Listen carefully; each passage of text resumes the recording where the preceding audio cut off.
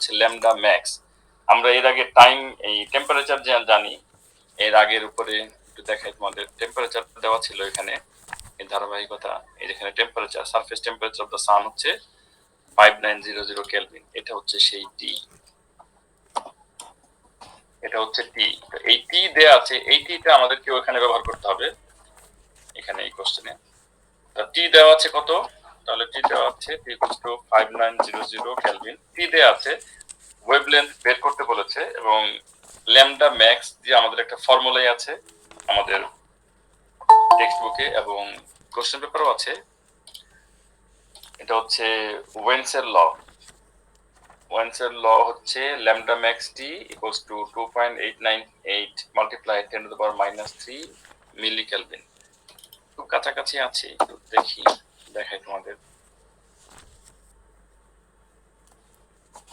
এই দেখো, এই যে ওয়েন্সের ল এখানে দেয়া আছে, দেখো এই ফর্মুলাটা আমরা সরাসরি ব্যবহার করবো। এটা সরাসরি ডাইরেক্ট ম্যাথ আসছে, একদম ডাইরেক্ট ম্যাথ। তো ডাইরেক্ট ম্যাথ থাকলে বুঝবা যে পরের কোশ্চেনটাই একটু টেকনিক্যাল কোশ্চেন করবে। পরের কোশ্চেন টেকনিক্যাল হইলো, এই কোশ্চেনটা সরাসরি ম্যাথ। আমরা এখানে লিখবো যে ল্যামডা ম্যাক্স, আমি সরাসরি লিখি একবারে,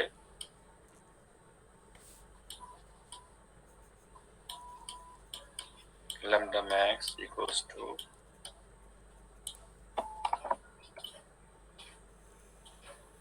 তাহলে কি হবে 2.98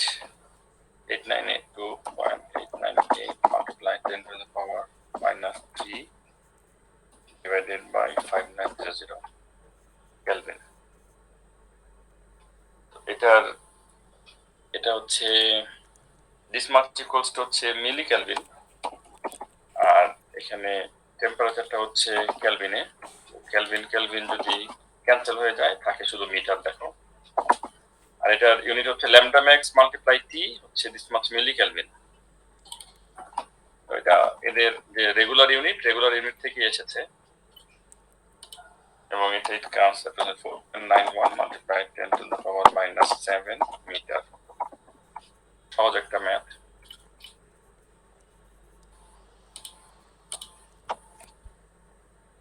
এখন এখানে যে শো দ্যাট দ্য ওয়েভলেন্থ বললেই হতো, তো ল্যামডা ম্যাক্স দিয়ে আমাদের জন্য এটা আরো ইজি করে দিয়েছে, স্টুডেন্টরা ধরতে পারে, কোনোভাবে যাতে স্টুডেন্টদের মিস না হয়, যে পারবে না সেও যাতে এটা খুঁজে পায়। কিন্তু এখানে টেম্পারেচার ওই যে 5900 ইউজ করাটাই হচ্ছে আসল টেকনিক। তো টেম্পারেচারটাও তারা পারবে যাদের এইটা সম্পর্কে আইডিয়া আছে মিনিমাম। A2 তে তোমরা অনেক ম্যাথ পেয়ে যাবা, যেটা সরাসরি যে পিছনের ফর্মুলা দেখে বসিয়ে টসিয়ে সলভ করে ফেলতে পারবে। এবার দেখো তারপরে কোশ্চেনটা, the visible region of the electromagnetic spectrum extends from a wavelength of about 400 nanometer to wavelength of 700 nanometer. এটা হচ্ছে visible region, ঠিক আছে, visible region। এটা why suggest why light from the sun is white rather than yellow। আমাদের এই যে এখানে যেই ল্যামডা আসছে, এটা কার আসছে দেখো, যে peak energy emission occurs for the sun, এই যে এটা peak energy emission occurs for the sun. এটা যদি আমি এখানে একটু কপি করি এই লাইনটা, এই যে peak energy emission occurs for the sun, এই অবস্থায় ল্যামডা হচ্ছে এটা। Peak energy emission occurs for the sun is about wavelength at which peak energy emission occurs for the sun equals to 5 multiplied 10 to the power -7 meter। এটাকে যদি আমরা ন্যানোমিটারে convert করি, দেখো কি আসে, equals to 1 metre equals to হচ্ছে তোমার 10 to the power 9 nanometre. তাহলে 5 multiply 10 to the power -7 multiply 10 to the power -10 to the পাওয়ার 9 আমরা ন্যানোমিটারে কনভার্ট করছি, এবং এটা আসবে 500 ন্যানোমিটার, 500 ন্যানোমিটার এসেছে। এবার আমি এখনো মেইন এটার সলিউশনে যাই নাই। মেইন সলিউশনে যাওয়ার জন্য এতটুকু জায়গায় তো আসলে সম্ভব না। আমি অ্যান্সারটা দেখাবো, যে অ্যান্সারটা কি হবে আমি আগে বুঝিয়ে নেই যে এটা আসলে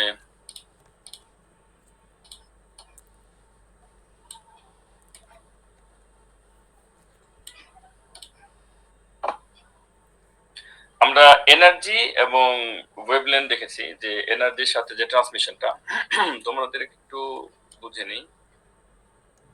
এরকম ছিল এই গ্রাফগুলো,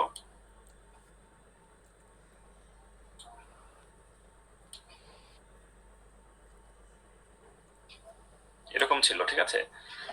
তো এই যে পিক দেখছো এটা হচ্ছে টপ পিক, এই টপ পিকে এখানে হচ্ছে ওয়েভলেন্থ এবং এখানে হচ্ছে এনার্জি সবচেয়ে হাই এবং এখানে হচ্ছে টেম্পারেচারও অনেক বেশি এবং এখানকার যে ওয়েভলেন্থটা দেখো এটা হচ্ছে সেই ওয়েভলেন্থ। এটা ছিল আমাদের টেক্সটবুকের মধ্যে সরাসরি একটা টপিক এবং যেটাকে আমরা বলছি যে স্টিফেন বোলসম্যানের ল, স্টিফেন বোলসম্যান ল, পেজ নাম্বার 180 তে। আমি শুধু একটার জন্য দেখাবো যে এনার্জি এবং এখানে হচ্ছে ওয়েভলেন্থ। আমাকে এটা একটু রিমুভ করা দরকার।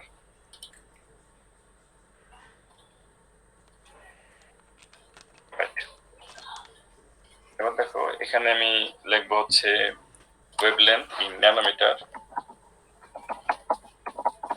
ওয়েভলেন্থ ইন ন্যানোমিটার, এবং এই পুরোটাই হচ্ছে এখান থেকে পুরো পর্যন্ত এটা আমি ড্র করব ফর 400 থেকে 700 এর জন্য। হ্যাঁ, এটা হচ্ছে visible spectrum from 400 to 700 nanometre. এবং তোমাদেরকে বোঝানোর জন্য করছি এটা, এটা আরেকটু বাড়িয়ে দিই।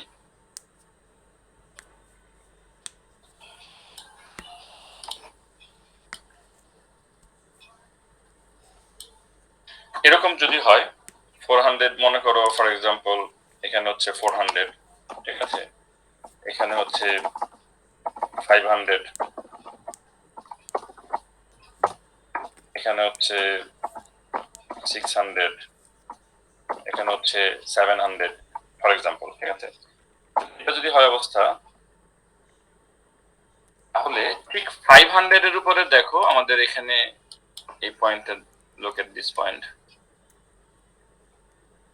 এখানে হচ্ছে highest energy emission, peak energy emission বলা হয়। এই পয়েন্টটাকে বলা হয় পিক এনার্জি এমিশন এবং এটা প্রায় 500 এর রেডিয়ানে পিক এনার্জি এমিশন। এটা এই জায়গাটা পিক এনার্জি এমিশন 500 ন্যানোমিটার যখন ওয়েভলেন্থ। তাহলে ওয়েভলেন্থ ল্যামডা ম্যাক্স, এটা হচ্ছে সেই ল্যামডা ম্যাক্স, এটা এই জায়গাটা হচ্ছে সেই ল্যামডা ম্যাক্স, যেটা আমরা 500 অলরেডি পেয়েছি lambda max.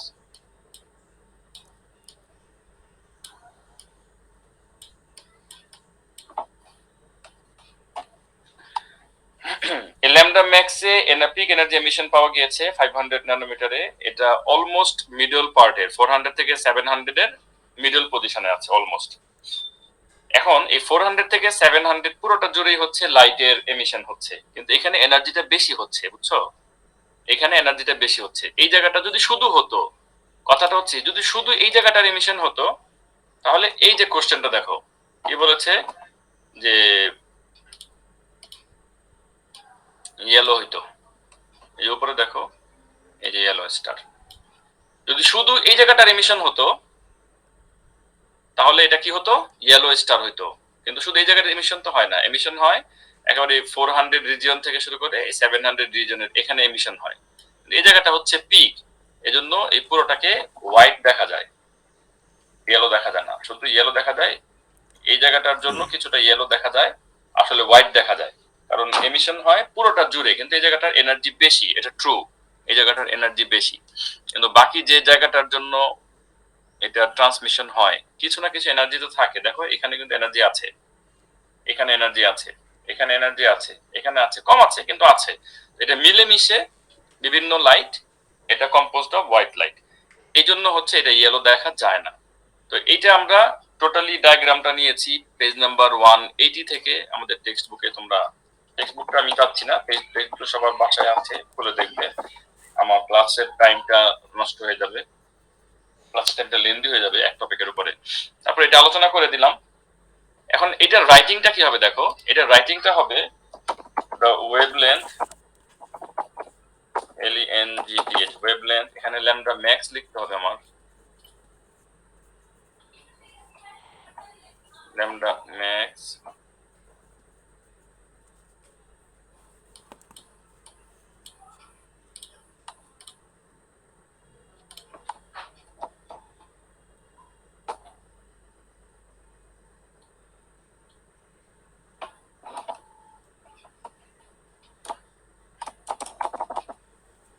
lambda max at which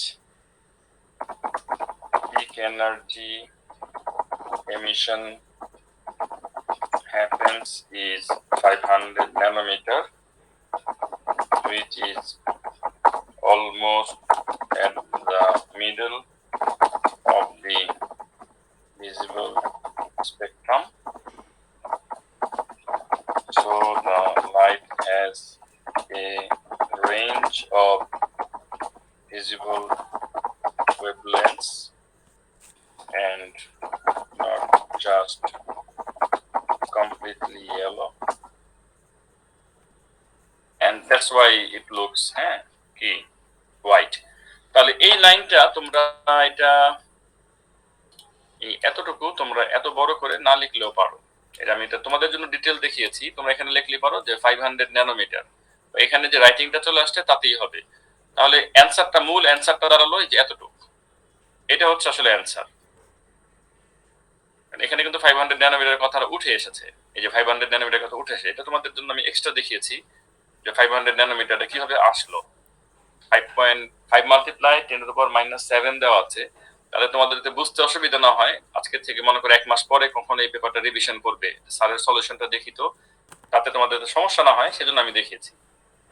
আসলে অ্যানসার হচ্ছে যে ব্লকের মধ্যে যেটা আটকে দিয়েছি এটা অ্যানসার, উপরেটা লিখলে অসুবিধা নাই। আর এইটা হচ্ছে তোমাদের এই যে বোঝার জন্য এক্সপ্লেনেশনটা, যে 500 ন্যানোমিটারে ম্যাক্সিমাম এমিশন হয়েছে, কিন্তু এই পুরোটাই হচ্ছে স্পেকট্রাম সানের থেকে। তখন এনার্জি সব জায়গাতেই থাকে, এটা ডিস্ট্রিবিউশনটা এরকম। একটা স্ক্রিনশট নিয়ে নাও, আমাদের কিন্তু এই পেপারটা শেষ। ক্লাস হইতেছে, ক্লাস করতে এগুলো টেক্সট বুক থেকে দেখবে, এই টপিকগুলা একই রকমের কোশ্চেন বারবার আসবে, এখান থেকে খুব একটা ঘোরানো পেঁচানো কোশ্চেন কিন্তু নাই। আর এই টপিকগুলো স্টুডেন্টরা একটু কম পারে কেন, আমরা যখন টেক্সট বুক পড়াই, টেক্সট বুক পড়াতে পড়াতে প্রথম থেকে শুরু করে শেষের দিকে যখন যেতে থাকি, একটা পর্যায়ে স্টুডেন্টসরা আমাদের সাথে আর তাল মিলায় না, রেগুলার পড়ে না, বইটা পড়ে না। আচ্ছা পড়বো না, পড়লেই তো পারি, দেখেছি, পড়বো না, পারবো না, অসুবিধা নেই। শেষের টপিকগুলোতে তারা খুবই খামখেয়ালিপনা করে, ঠিক মতো পড়ে না। আমি আমার ক্লাস ঠিক মতো করিয়ে সিলেবাস শেষ করে ফেলি, তো দেখা যায় যে না পড়া থেকে যায়। আনরিড অবস্থায় থাকলে পরে এগুলো আর কোশ্চেন পেপার যখন আসে তখন আর বুঝে পায় না। এগুলি পড়ে রাখবে, পড়ে সলভ করবে। আর আমি ভাবতেছি যে আমরা কিন্তু তোমাদের আমি কোশ্চেন পেপার দেখিয়ে দিয়েছি যে কোশ্চেন পেপার কিভাবে সলভ করতে হবে। তোমাদেরকে একটা ইনভাইটেশন দিয়ে রাখি, সেটা হচ্ছে তোমরা পেপার নিজেদের মতো করে সলভ করতে থাকো। আমাদের টার্গেট হচ্ছে 17, 18, 19, 20, 21। তাতে তোমরা যদি আমার আগে কোনো পেপার সলভ করে বাসায় রেডি থাকো তাহলে অসুবিধা নাই। তো তুমি আমার আগে পেপার সলভ করে রেডি থাকো, তোমার যেখানে প্রবলেম হবে আমি তো পিছন থেকে ধীরে ধীরে খুব স্লোলি আমি একটা একটা করে এক্সপ্লেন করে করে সামনের দিকে আসবো। তখন তোমার যে প্রবলেমটা থাকবে তুমি এটাকে মার্ক করে রাখবা যে এটা তো দেখেও বুঝতে পারি নাই, মার্ক স্কিম দেখেও বুঝি নাই। আমি যখন এক্সপ্লেন করবো তখন হয়তো তুমি বুঝে ফেলবা। তাতে হলে কি তুমি 5 বছরের কোশ্চেন পেপারটা রেডি করে রাখো, সলভ করে রাখো, নিজে নিজে ট্রাই করো বাসায়, নিজে নিজে মক দাও, মার্ক স্কিম দেখে মিলাও, কোন একটা টপিক পড়ো, চ্যাপ্টার পড়ো, নিজে নিজে এই এফোর্ট দাও। 5 বছরের কোশ্চেন পেপার তুমি তোমার মতো সলভ করে রাখো। আমি অল্প অল্প করে ধীরে ধীরে আগাবো। আমার কাজ হচ্ছে এক্সপ্লেইন করা, আমার কাজ হচ্ছে তোমাকে 5 বছরের কোশ্চেন পেপার না বুঝিয়ে দ্রুত সলভ করে শেষ করে দেওয়া, এটা না। এটার জন্য মার্ক স্কিম আছে, তুমি নিজে নিজে বাসায় ট্রাই করো। আমি তো তোমাদেরকে এই পর্যন্ত কয়টা পেপার হইলো, জানুয়ারি করিয়েছি, জ্যান করিয়েছি, মে জুন করালাম, তাহলে তো তোমার এক একটা ইউনিটের উপরে 2টা করে পেপার সলভ হয়ে গিয়েছে। 2টা পেপার যখন সলভ হয়ে যায় তখন কিন্তু তুমি যথেষ্ট স্মার্ট। এখন তুমি বোঝো যে ধারাবাহিকতা কি, এ লেভেলস এর পেপার গুলো কোথা থেকে কোন কোশ্চেন আমি পেজ নাম্বার সহ মেনশন করে দিয়েছি তোমাদের এই পেপার গুলোতে, তাই না? তাহলে তোমরা এই জিনিসগুলি দেখো, বাসায় দেখে নিজেরা এবার ট্রাই করো। আমি এই যে 17 এর পর এখন আমি আজকে কি করাবো, এরপর আমি ইউনিট 6 করাবো, তারপরে আমি চলে যাব জেন 18 এ। আমি জেন 18 জেন 19 করাতে করতে তুমি এক কাজ করো, তুমি বাসায় 2021 সলভ করে ফেলো। যাদের কাছে পেপার নাই আমাকে মেসেঞ্জারে একটা ইনবক্স দিও, আমার কাছে যা যা ডকুমেন্ট আছে এই পেপারের আমি দিয়ে দিব, অথবা তোমার নামিয়ে নিতে পারো। আর আমি 18 19 করাতে করাতে তুমি হ্যাঁ আমি 18 19 করাতে করাতে তুমি 2021 করে ফেললে অসুবিধা নাই তো। পরে তোমার যেটা প্রবলেম হবে 2021 এ মার্ক করে রাখবা, আমি যখন আসবো তখন আমি সলভ করব। আমি তো কচ্ছপের মতো আগাচ্ছি, আর আমি তো কচ্ছপের মতোই আগাবো, আর আমি খরগোশের মতো টানা দৌড় মারলে আমাদের স্টুডেন্টস যদি সবাই বুঝতে না পারে তাহলে তো লাভ নাই। যেমন এই কোশ্চেনটা, এই যে একটু আগে যে কোশ্চেনটা করলাম, এই কোশ্চেনটা কিন্তু আমি যদি এটা ড্র না করি, অনেকে আমি এটা করলাম না, ডাইরেক্ট এই অ্যান্সারটা লিখে দিলাম, এই যে এখানে দেখো যে 500 এ যেখানে লেখা আছে এটাকে ধরে নিলা, হ্যাঁ 5 মাল্টিপ্লাই, এই যে এটাকে তোমরা হিসাব করে নিও বাসায়, হ্যাঁ 500 ন্যানোমিটার আছে, দিয়ে এভাবে লিখে দিলাম, লিখে দিয়ে কিন্তু আমি এতক্ষণে চলে যেতে পারতাম, স্কিপ করতে পারতাম, এটা ড্র আমার করা লাগতো না। তাতে কিন্তু তোমাদের আন্ডারস্ট্যান্ডিংটা ক্লিয়ার হতো না। এই কোশ্চেন আমি মনে করি এরপরে যখন কখনো আসবে তোমরা যদি এই নোটটা তুলে রাখো আলাদা করে, যে এরকম একটা কোশ্চেন আসছে এই টপিক থেকে, এটাকে আলাদা করে তুলে রাখো, ঠিক আছে, এবং মাঝে মাঝে এটা দেখো, আমার মনে হয় এর চাইতে ভালো নোট আর হতে পারে না। এই জন্য আমি ডিটেল করাই, এবং আমি মনে করি যে ডিটেল করানোর এই ক্লাসগুলি করার জন্যই তোমরা এখানে আসো। তাহলে মার্ক স্কিম তো সবার হাতেই আছে, কোশ্চেন টেক্সট বুকটা পড়লে টুকটাক বুঝলে মার্ক স্কিম দিয়ে বোঝাই যায়। কিন্তু মার্ক স্কিম সমস্যা কি, এক্সাম হলে বসে তো তোমাকে একা লিখতে হবে, তুমি তো ওই দিন জানো না যে মার্ক স্কিম কি। এই জন্য তোমাকে টপিকের ভিতরের আন্ডারস্ট্যান্ডিংটা ক্লিয়ার থাকতে হবে, তখন তুমি নিজেই লিখতে পারবে, আরে কোশ্চেন বলতেছে এটা এটা এটার কারণে এটা হয়, এটার কারণে এটা হয়, ওই কি কারণে হয়, প্রত্যেকটা কোশ্চেনই তো এটা, যে কি কারণে হয়, কেন এটা হচ্ছে, এইটা কি হচ্ছে, এটা কেন হয়, এটা এমন হইলে কেমন হইতো, এগুলি তুমি যখন বুঝবা টপিকটা তখন তুমি লিখতে পারবা। তোমার মাথার ভিতরে যদি নলেজটা থাকে, অ্যানালাইটিক্যাল এবিলিটি থাকে, তখনই তুমি তোমার কলম থেকে কিছু লেখা বের হবে, তখন তুমি মার্ক স্কোর করতে পারবা। আর তোমরা তো দেখেছো যে বেশিরভাগই হচ্ছে math, most of the things এখানে ম্যাথে ভরপুর একেবারে। আর যখন ইউনিট 6 করাবো এটা একটা পানিবাদ জিনিস। তোমাদের সবাইকে সুখবর দিয়ে রাখি, তোমরা সবাই ইউনিট 6 এর টার্গেট রাখবা, যে এটার মার্ক দেখো এই যে 40 মার্ক, ঠিক আছে, 40-এ তোমরা 40ই পাবা, 40-তে 40 স্কোর করবা। আমরা যে রিসেন্ট পেপারটা করলাম এটা, এটার মধ্যে ছিল 80 মার্কস, এটা 1 আওয়ার এন্ড 35 মিনিটস এর এক্সাম ছিল জুন 17-এ। এখন আর এটা যেটা হচ্ছে এটা হচ্ছে 40 মার্কস এ, এবং এটার মধ্যে এক্সাম পেপারের ডিউরেশন হচ্ছে 1 আওয়ার এন্ড 20 মিনিটস। তোমরা ইউনিট 6টা সবাই বের করো, এটা আমি বের করেছি, এটা হচ্ছে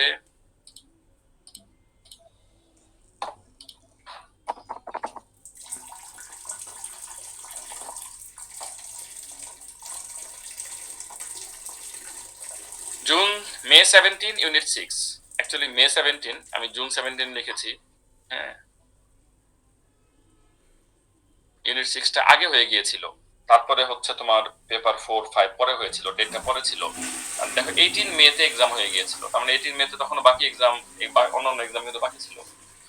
আর এই যে বিভিন্ন ডিস্ট্রিবিউশন গুলি পড়ালাম, এই ডিস্ট্রিবিউশন গুলি তোমরা পড়বা। কেমিস্ট্রিতে একটা ডিস্ট্রিবিউশন আছে, এটা দেখা যায় স্টুডেন্টসরা বোঝে না, ম্যাক্সওয়েল বোলসম্যান ডিস্ট্রিবিউশন, এগুলো বোঝার চেষ্টা করবা যে ডিস্ট্রিবিউশনটা কি বলেছে। 3টা ফ্যাক্টর থাকে এইসব ডিস্ট্রিবিউশনে, এই ধরনের ডিস্ট্রিবিউশনে 3টা ফ্যাক্টর থাকে।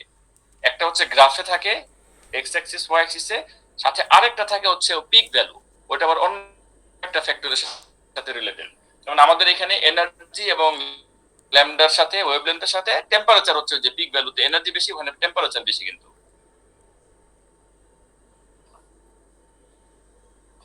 এই কোশ্চেনটা সবাই রিডিং করো।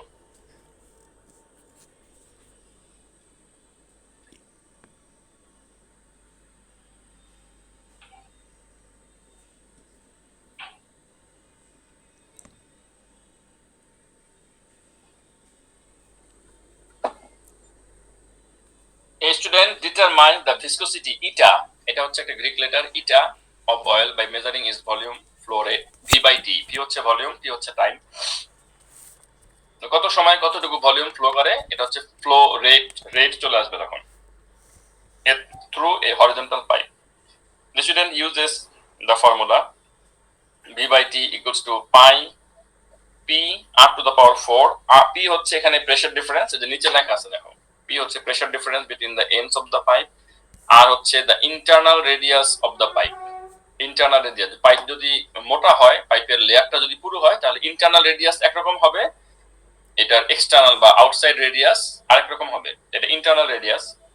The length of the pipe হচ্ছে L. The pipe is approximately 1 centimeter in diameter. এটা 1 সেন্টিমিটার হচ্ছে এটা ডায়ামিটারে পাইপটা। এটা কিন্তু ইন্টারনাল ডায়ামিটার না, কারণ কি আমরা সামনের দিকে পেয়ে যাব যে ইন্টারনাল ডায়ামিটার কি। তারপরে কি বলেছে যে the student measures the internal diameter of the pipe. Internal diameter সে মেজার করে। State is suitable instrument for this measurement. Pipe তো আমরা যখন ওই যে ওয়্যার মেজার করি, ওয়্যারের ডায়ামিটার, তখন আমরা ওই মাইক্রোমিটার স্ক্রু গজ ব্যবহার করি। আর পাইপ একটা বড় সড়ো জিনিস, এটার মধ্যে আমরা ডিজিটাল ক্যালিপার্স ব্যবহার করব। ডিজিটাল ক্যালিপার্স বা ভার্নিয়ার ক্যালিপার্স। স্টেট আমরা এখানে ডিজিটাল ক্যালিপার্স লিখব। Digital callipers. কেন ডিজিটাল ক্যালিপার্স? কারণ ডিজিটাল ক্যালিপার্স সে তোমার মিলিমিটার স্কেলে তোমার 0.1 0.01 মিলিমিটার পর্যন্ত প্রিসিশন নেওয়া যায়, এবং পার্সেন্টেজ আনসার্টেনটি খুবই কম আসে। পার্সেন্টেজ আনসার্টেনটি অনেক কমে আসে। 1 তোমরা 0.1 লিখবো যে it has precision, it has precision of 0.1 millimetre. এবং যদি 0.1 মিলিমিটার হয়, তাহলে পার্সেন্টেজ আনসার্টেনটি হবে কত? দেখো এখানে 1 সেন্টিমিটার আসছে। হ্যাঁ, 1 সেন্টিমিটার যদি হয় এটার ডায়ামিটার, তাহলে 10 সেন্টিমিটার হচ্ছে 0.1, 1 এ কত, 100 এ কত? 10 millimetre. 1 centimetre equals to 10 millimetre. 0.1 multiply 100 divided by হচ্ছে 10, তো 1% এর মতো আসে। যেমন এখানে আমি একটু ক্যালকুলেশনটা দেখাচ্ছি।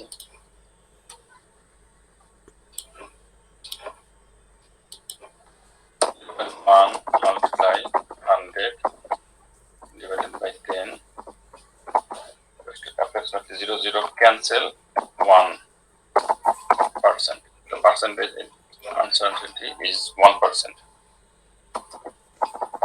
Percentage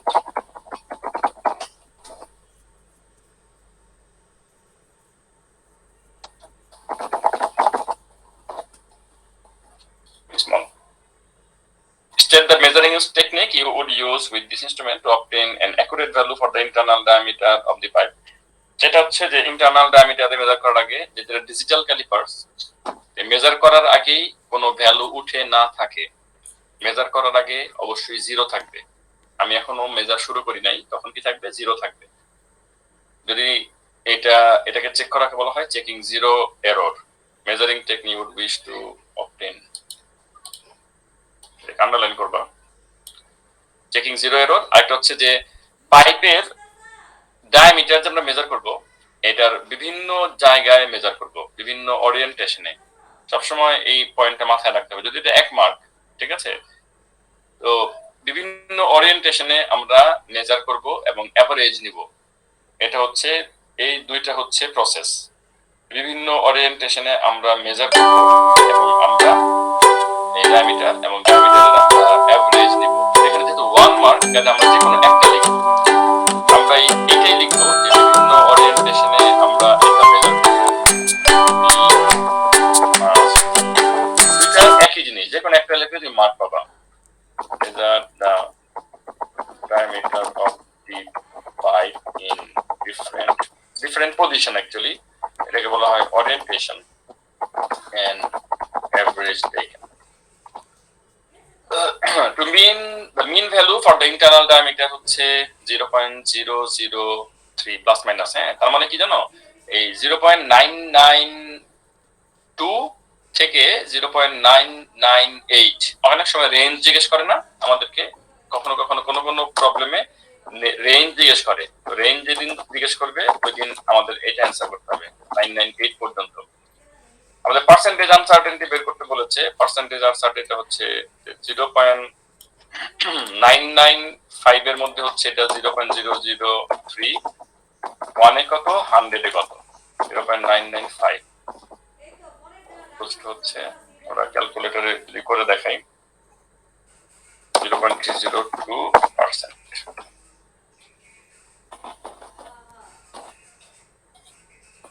0.3% ইন্টারনাল ডায়ামিটারের, ইন্টারনাল ডায়ামিটার, এটার আনসার্টেনটি আসছে কত, 0.30%, 0.3%। এটা হচ্ছে রেঞ্জ, এটা লেখা লিখে দিলাম। এটা অনেক সময় এটাও আসে কোশ্চেনে, রেঞ্জ। তারপরে কোশ্চেন দেখো, the student recorded the following values omitting the SI units, ইউনিটটাকে অমিট করে লিখেছে SI units, এখানে বলে দিয়েছে omitting the SI units।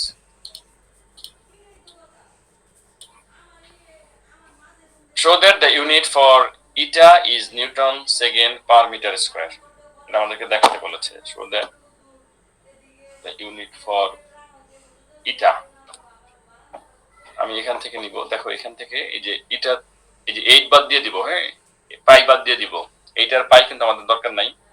এখান থেকে ক্রস মাল্টিপ্লাই করলে কি হয়, V eta L, V eta L equals to T pi P R to the power 4, V eta L. তাহলে ইটা ইকুয়ালস টু, লিখে করতে হবে,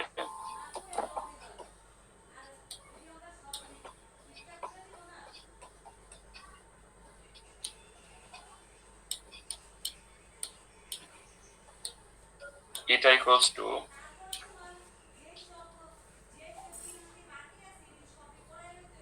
পি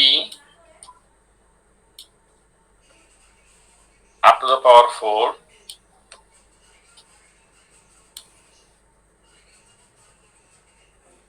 t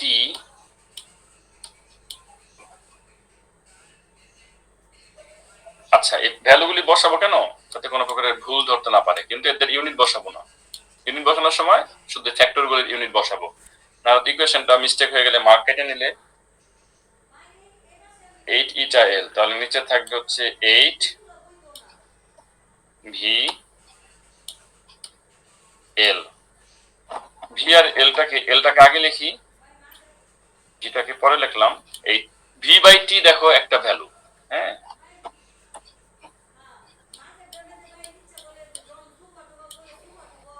তো পাই এবং এই যেভাবে আছে এভাবে থাকুক, এটা কোনো ডিস্টার্বিং কিছু না। পি এর ইউনিটটা দেখো, পি হচ্ছে newton per metre square, P হচ্ছে newton per metre square, newton per metre square, এটা হচ্ছে পি এর ভ্যালু।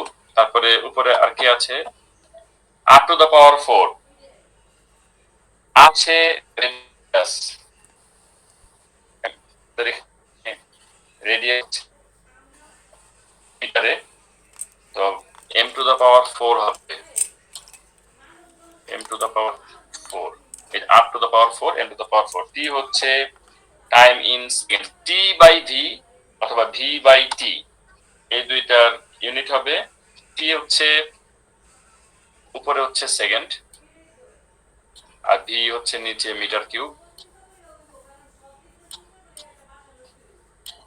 l হচ্ছে লেন্থ, লেন্থ হচ্ছে মিটারে, লেন্থ ইন মিটার। এবার ক্যালকুলেশন করো, এখান থেকে এই দুইটা মিলে হচ্ছে m4, m4 ক্যান্সেল, তাহলে m স্কয়ার পেয়ে গেলাম। এই দুইটা মিলে, এই দুইটা মিলে, এটা মিলে হচ্ছে ক্যান্সেল, তাহলে কিন্তু আমাদের ইউনিট চলে আসলো। ইউনিট আমাদের দেখাতে বলেছে newton second per metre square. আমি এটাকে সার্কেল করব না, ওটার মধ্যে তুমি তোমার এখানে বেডরুমে সরাসরি দেখাবো করে রাখবা, নিউটন। বেডরুমের মধ্যে দেখালো না, বেড বয়লে কত দূরে জায়গা থাকবো। তারপরে যেভাবে কোশ্চেনে বলেছে সেকেন্ড, হ্যাঁ ওটার মধ্যে তোমার বেডরুমের জিনিস এবং করবো মিটার মিটার এলোনা খাট বিছালে কত জায়গা থাকবে ওটার মধ্যে এই হচ্ছে অ্যান্সার। সহজ কোশ্চেন একেবারে, খুবই সিম্পল কোশ্চেন, জাস্ট ইউনিটগুলি বুঝে বুঝে আমরা বসিয়ে দিব। এখানে ইউনিটগুলি ওরা অ্যাভয়েড করেছে, ইউনিটগুলি এখানে অ্যাভয়েড করলেও এখানে তো লিখে দিয়েছে, এই যে এখানে লিখে দিয়েছে যে এটা হচ্ছে এসআই ইউনিট, লিখে দিয়েছে SI unit. Calculate a value for eta, ইটার জন্য আমাদেরকে যদি ভ্যালু বসাইতে হয় তাহলে প্রত্যেকটা ভ্যালুই আমাদের কাছে দেয়া আছে। এই যে ওই পাশে ভাল লাগে না ওটা পি এর ভ্যালু এই যে এখানে 695, খোলামেলা আর এর ভ্যালু দেখছো এর আগের পেজে আমরা পেয়েছি, আর এর ভ্যালু দেওয়া আছে, এই যে এখানে দেওয়া আছে আর এর ভ্যালু। ইন্টারনাল রেজিস্ট্যান্স, এই যে ইন্টারনাল রেজিস্ট্যান্স ডায়ামিটার 0.995 সেন্টিমিটারকে আমরা মিটারে কনভার্ট করব। তারপরে আর এর ভ্যালু, টি এর ভ্যালু হচ্ছে T by V, T by V এই যে এখানে দেওয়া আছে টি বাই টি, এটাকে উল্টো রিভার্স করে লিখবো 8.5, এটা নিচে চলে আসবে মাল্টিপ্লাই 10⁻⁻6, এটার জায়গায় 8 থাকবে, লেন্থের জায়গায় 2 আসবে, সবগুলো হয়ে গেল। আমরা ইটার ভ্যালু বের করব, ইটার ভ্যালু বের করে আমরা পার্সেন্টেজ আনসারটা বের করব। ইটার ভ্যালু বের করে আমি প্রথমে, তোমরা আমার আগে করে ফেলতে পারো।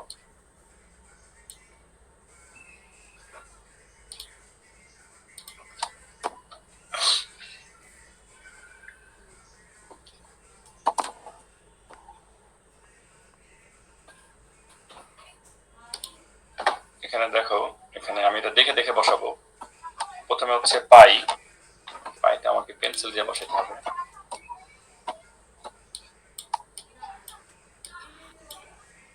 পাই মাল্টিপ্লাই আপ টু দা পাওয়ার 4, নাকি এখানে পি এর ভ্যালু, পি এর ভ্যালু দেখো দেওয়া আছে 695 মাল্টিপ্লাই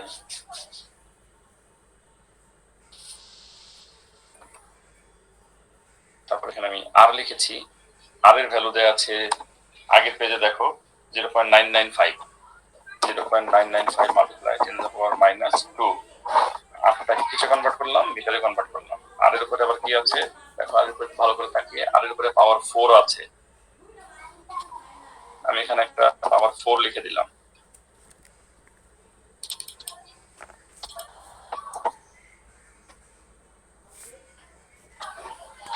তারপরে টি এর value T by V, T by V হচ্ছে টি বাই টি 0.5টা মাল্টিপ্লাই এরকম মাইনাস নিচে চলে যাবে, তাহলে নিচে চলে আসবে হচ্ছে প্রথমেই 8 মাল্টিপ্লাই এল এর ভ্যালু হচ্ছে 2, এল হচ্ছে 2 multiply 8.5 multiply 10⁻⁻6,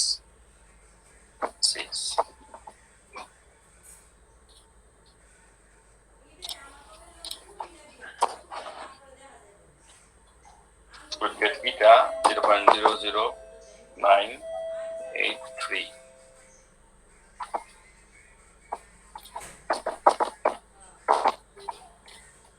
Calculate the percentage uncertainty in eta. Eটার percentage uncertainty যখন আমরা বের করব, এটার মধ্যে eta equals to কি? এটা equals to হচ্ছে এই যে এটা। কি কি ফ্যাক্টর আছে? p, p এর percentage uncertainty এই যে এখান থেকে নিব, এই যে এটা 0.7 আছে আপ টু দা পাওয়ার 4। আর এর পার্সেন্টেজ আনসার্টেনটি কত এই যে আমরা বের করেছি, ইন্টারনাল রেজিস্ট্যান্স, আর এর পার্সেন্টেজ আছে 0.3। 0.3 কয়বার নিব? 4 বার নিব, কারণ কি আর এখানে কয়বার মেজার করা হয়েছে? 4 বার। আমরা কি করব? 4টা ভ্যালু অ্যাড করব, পার্সেন্টেজ আনসার্টেনটি যে কয়টা আছে আমরা কি করব? অ্যাড করব। তাহলে ইটার আমরা ফর্মুলাটা এইভাবে লিখব, যতবার পার্সেন্টেজ আনসার্টেনটি আসবে ততবার আমরা অ্যাড করব। আমি তোমাদেরকে একটু রাফ দেখাই। এখানে eta equals to, eta equals to ব্যাপারটা এরকম যে পাই, পাইয়ের পরে হচ্ছে এই আর একবার, আর দুইবার, আর তিনবার, আর হচ্ছে 4 বার। এই 4টা আর কে তুমি মনে করো প্রত্যেকটা আর মনে করো ডিফারেন্ট, এভাবে চিন্তা করো। প্রত্যেকের আনসার্টেনটি হচ্ছে 0.3। তাহলে আমরা করার সময় কি করতাম? অ্যাড করতাম না? যদি এরকম ডিফারেন্ট জিনিস হইতো, এটা আর, এটা পি, এটা কিউ, এটা এন, এরকম যদি হইতো, প্রত্যেকের আনসার্টেনটি হচ্ছে 0.3, তাহলে আমরা কিন্তু অ্যাড করতাম। এই জন্য এখানে টু দ্য পাওয়ার 4 দেখে আমরা কখনো এটা ভুল করব না, আমরা অ্যাড করব সব সময়। 0.3 আমরা 4 বার অ্যাড করব অথবা 4 দিয়ে আমরা মাল্টিপ্লাই করব, একই জিনিস আসবে। তো r টু দ্য পাওয়ার 4, তারপরে হচ্ছে p এর আনসার্টেনটি নিব আমরা, উপরে টেবিলে দেওয়া আছে। t এবং v এর আনসার্টেনটি একসাথে দেওয়া আছে, দেখো v বাই t 3.5, এটাকে আমরা অ্যাড করব। এবং নিচে আছে হচ্ছে 8, এটা একটা সংখ্যা, এটা কোনো ব্যাপার না, এটা ইগনোর করতে হবে। l হচ্ছে লেন্থ, এটার আনসার্টেনটি হচ্ছে 0.5। তাহলে এই জিনিসগুলো আনসার্টেনটি আমরা নিব। আমাদের টোটাল আনসার্টেনটি হবে ওটা আলো খালি ম্যাটার করে, তোমার ওটা জানলা 0.3 প্লাস 0.3 প্লাস 0.3 প্লাস 0.3, এটা হচ্ছে r টু দ্য পাওয়ার 4। উপরে p এর আনসার্টেনটি দেখো টেবিলে দেওয়া আছে 0.7, এই যে এখানে দেওয়া আছে 0.7 p। তারপরে আনসার্টেনটি দেওয়া আছে 0.7 এর পরে এই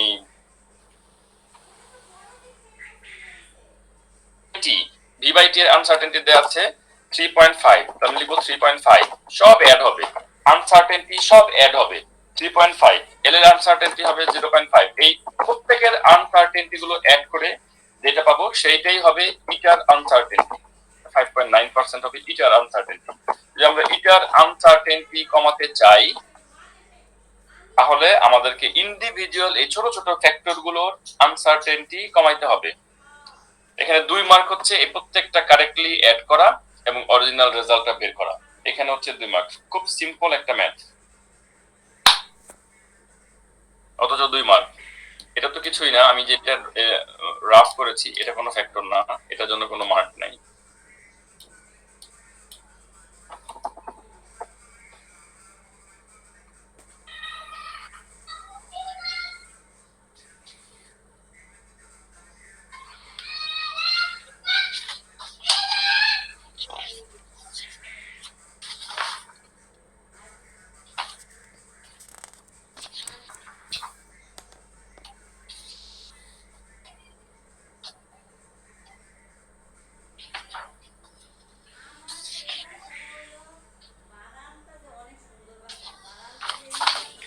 চলে যাব তারপরের কোশ্চেনে। তারপরের কোশ্চেন হচ্ছে কোশ্চেন নাম্বার 2, দেখো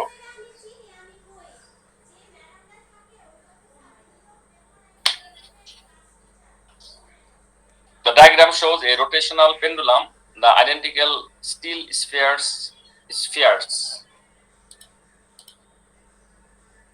yes আছে, হ্যাঁ, steel spheres দুইটা perform angular oscillations about a vertical axis through the center of the rod।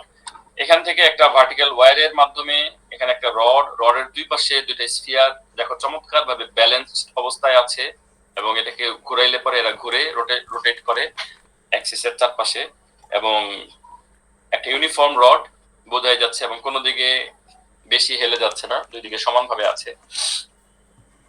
রোটেশনটা তোমরা দেখতে পাচ্ছ, যেটা ঘুরে এভাবে অথবা এইভাবে, যে কোনো একদিকে সুন্দরভাবে ঘুরে। এটা মনে করো এটা হচ্ছে একটা টাইম, এটা হচ্ছে একটা অসিলেশন, এখান থেকে ঘুরে এটা যখন আবার এখানে আসবে এই স্ফিয়ারটা, এটা হচ্ছে পিরিয়ড, একটা কমপ্লিট অসিলেশন। এখান থেকে ঘুরে আবার এই পজিশনে আসবে, আবার ঘুরে আবার এই পজিশনে আসবে, এটা হচ্ছে 2 নাম্বার অসিলেশন। আবার ঘুরে আবার এই পজিশনে আসবে, এটা হচ্ছে 3 নাম্বার অসিলেশন। এটাকে বলা হয় টাইম পিরিয়ড টি। এই টাইম পিরিয়ডটাই এই যে এখানে দেয়া আছে, পিরিয়ড অফ অসিলেশন টি। যতবার ঘুরে আসবে, হ্যাঁ, এই অনেকবার ঘুরে আসবে, এটাকে আমরা যদি স্টপ ওয়াচ দিয়ে মেজার করি, তারপরে এভারেজ করি, আমরা একবার ঘুরে আসতে কত সময় লাগে সেটা কিন্তু বের হয়ে যাবে। কারণ শুধুমাত্র একবার ঘুরে আসবে, এটা আমাদের চোখে ধরা পড়তে অসুবিধা হতে পারে, এটা রোটেশনাল স্পিডের ব্যাপার স্যাপার আছে। তো with the length of the wire TL দেওয়া আছে, the student also has a meter rule, a stopwatch with a precision of 0.01 seconds and an optical pin. Describe how the student can use this apparatus. এটা একটা metre rule,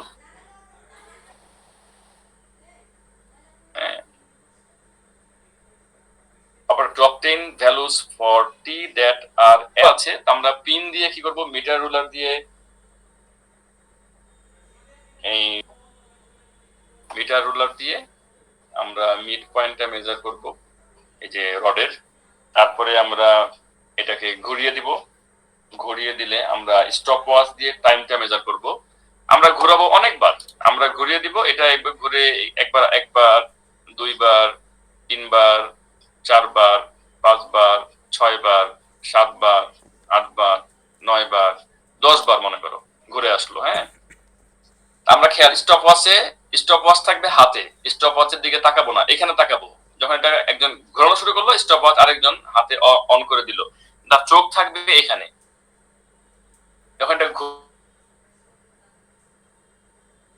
এখানে একটা point দিয়ে mark করা থাকবে, এখানে একটা পয়েন্ট দিয়ে মার্ক করা থাকবে, তখন এটা ঘুরে আসবে, তখন এই মার্কারটা এক সাইডে থাকবে, আরেক সাইডে থাকবে না। তখন যখন ঘুরবে তখন ওই পয়েন্ট করা বা মার্ক করার কারণে আমরা বুঝতে পারবো যে এটা ঘুরে আবার এই পজিশনে আসছে। কারণ যখন এই বলটা যখন এই পজিশনে আসবে তখন এই পয়েন্টটা দেখা যাবে না।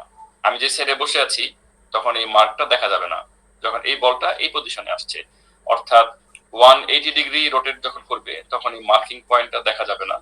আবার যখন এখানে আসবে তখন মার্কিং পয়েন্টটা দেখা যাবে। তো এই মার্কিং পয়েন্টটা দেখা যাওয়ার কারণে আমার ভুল হবে না যে কোন সময় কয়টা করে রোটেশন হচ্ছে, এজন্য একটা মার্কিং পয়েন্ট করব। তো আমি এটা লিখে দিয়েই শেষ করব যেহেতু তোমাদের ক্লাস আছে। Using the metre ruler, the midpoint of the rod is marked. Optical পিনটা লাগিয়ে দিব। The optical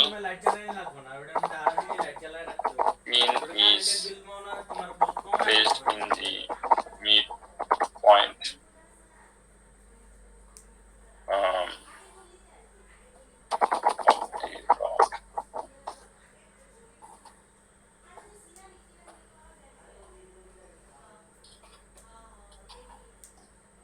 এবার আমরা ঘুরিয়ে দিব। কাকে ঘোরাবো? The sphere's oscillation, vertical axis, center of the log, the spheres are rotate. The spheres গুলোকে নিয়ে লেখা যায়। The spheres, spheres are rotate for few times and the time is measured by stopwatch.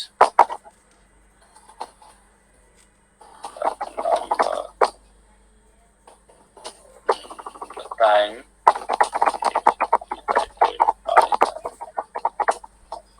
the rotation. Here, time on rotation or oscillation of oscillation with is time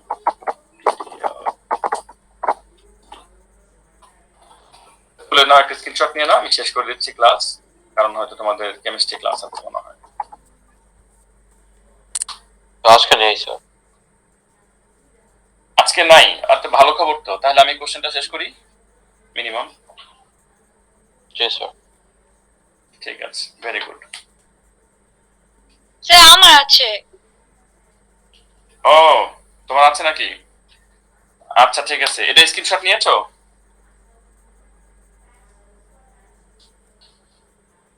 G sir. ঠিক আছে, তাহলে আমরা next ক্লাসে এই number B থেকে করব, যাতে কেউ মিস না করে। আর তোমরা পুরো পেপারটা একটু চোখে দেখে আইসো। এখানে দুইটা গ্রাফ আছে, আমি তোমাদেরকে একটু কাজ দিয়ে দিই।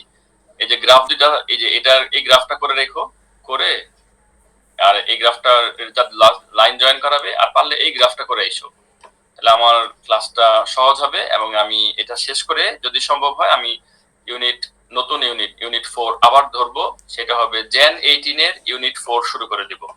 এটার জন্য আমি এই পেপারটাতে আমি বেশি সময় দিব না, নেক্সট ক্লাসে 20 থেকে 30 মিনিটস, তারপর আমরা 30 মিনিটস হয়তো আবার ইউনিট 4 করতে পারবো।